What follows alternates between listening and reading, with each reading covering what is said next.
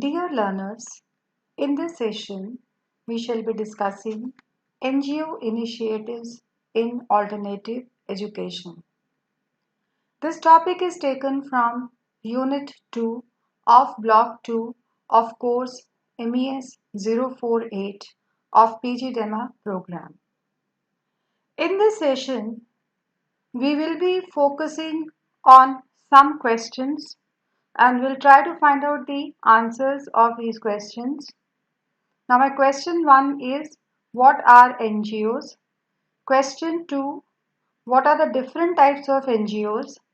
Question 3, what are the different initiatives taken by NGOs in the field of alternative education? And question 4, what are the core activities and model adopted by Pratham as an NGO? Let us now try to answer our question number 1, that is, what are NGOs? NGO means non-government organizations. NGOs include many groups and institutions that are entirely or largely independent of government and that have primarily humanitarian or cooperative and not commercial objectives. NGOs are private agencies in industrial countries which help in international development. NGOs are indigenous groups organized regionally or nationally. Even some member groups in the villages are also NGOs.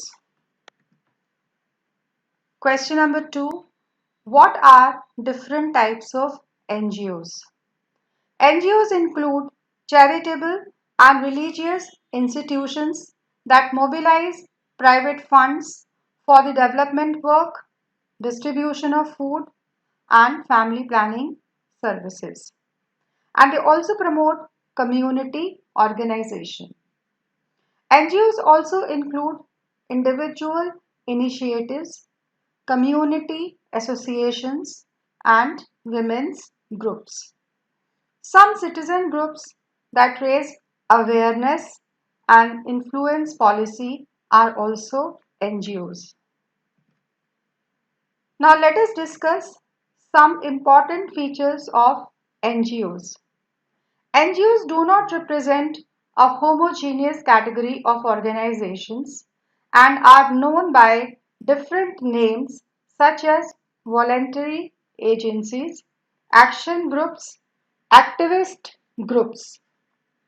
And we find that there are a number of programs which are undertaken by NGOs, or in other words, contributions made by NGOs, and this has established that they can play a very important role in guiding or assisting the state to complement the public education system and improve the effectiveness. But despite their significant presence, there is no comprehensive source or data of information available about their number of fields, the nature of work, organization. Now, can we categorize NGOs on the basis of their objectives and programs? Yes, we can categorize NGOs on the basis of their objectives and programs. First category of those NGOs which concentrate their activities around education. Second category of NGOs for whom education is one of the integral components, and by focusing on education there is an impact on other developmental objectives. Third category of NGOs which include education in their activity but it is not the primary objective. Now let us discuss those NGOs which are exclusively working in the field of education. We find that there are many NGOs which are working in the field of education, particularly at the primary level in the states and local levels. Then we find many NGOs are working at the grassroots level with whatever resources they have. These NGOs focus on smaller geographical areas and help in the holistic development, including education, as they are motivated by Mahatma Gandhi or Vinoba Bhave. Here I would like to take the example of Samanvay Ashram in Bodh Gaya.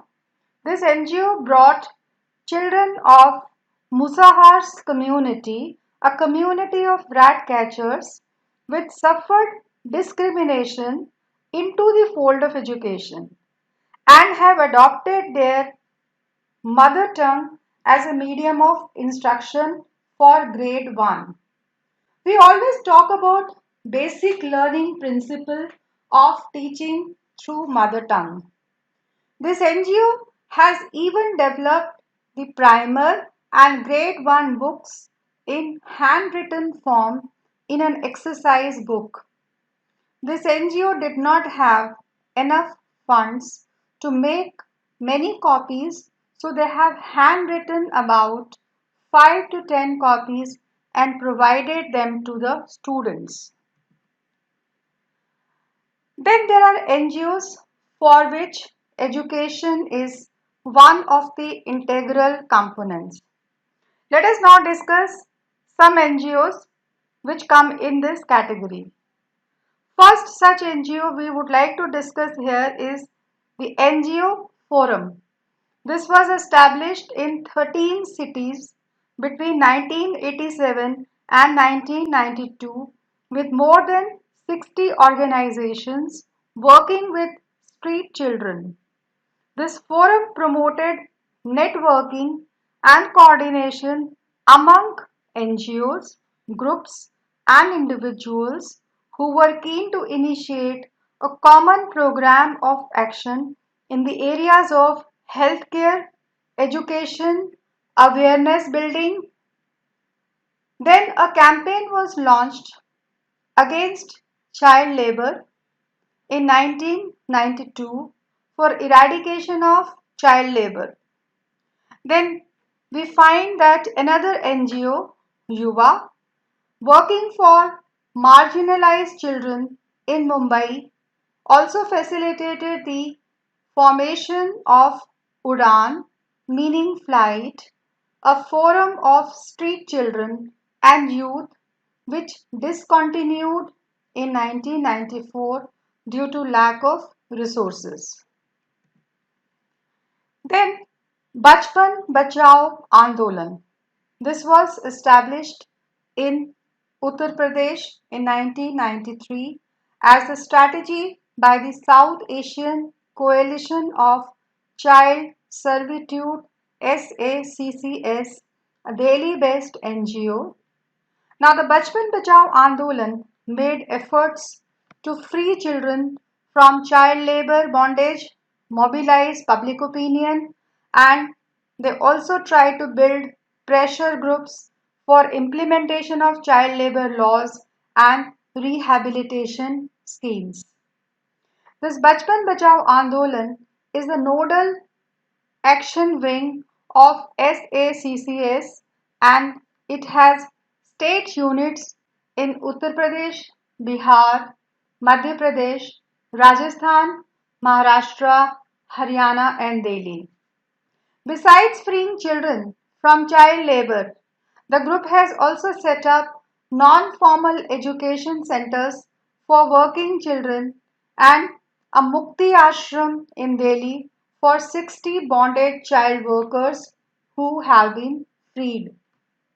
Now, another organization, MV Foundation, working in Rangareddy district of Andhra Pradesh, it is a private charitable trust that has worked on bringing bonded child laborers and working children into the fold of school education. Now, the different activities of MV Foundation, they include first, they have taken many community initiatives and motivated parents as well as children to use formal school as a medium for advancement. Then, MV Foundation has also used a series of strategies to put working children in school. Young children are encouraged to join school directly, while older ones are prepared for joining formal school system through bridge courses in summer camps. Long duration camps for those who are in the age group for secondary schools. The MV Foundation strategy has been replicated widely by a number of government and non-government agencies to tackle the problem of child labor.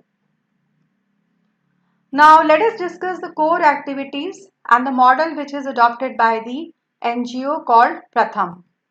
The Pratham itself, Pratham means first in Sanskrit, and it is one of the largest NGO working to provide quality education to the underprivileged children of India.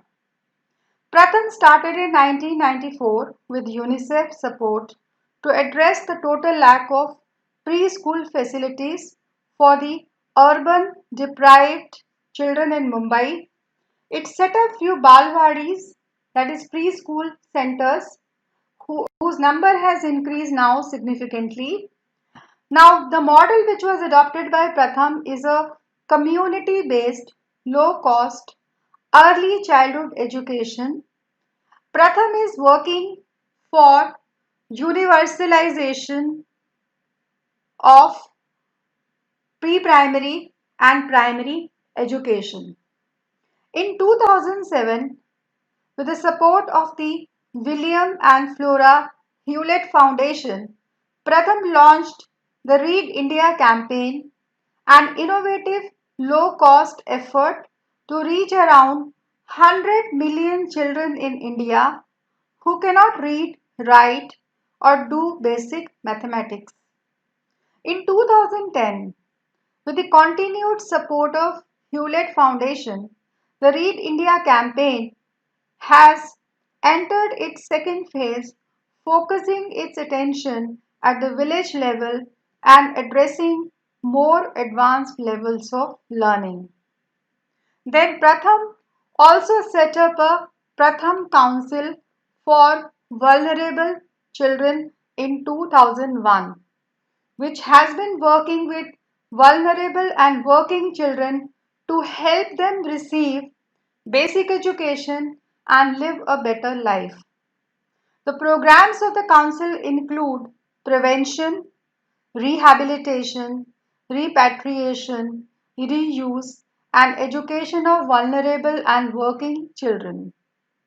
Pratham also started the English program, which targets children in the age group of 8 to 14 years and helps build their basic conversational skills and their ability to read simple texts with comprehension. At the end of this 8-month program, children they learn to pronounce alphabets and known words correctly and build a vocabulary comprising of approximately 750 words and 1000 sentences. A school-based computer-aided literacy program is being run which caters to school-going children from 6 to 18 age group with about 40% children in secondary school age with two objectives.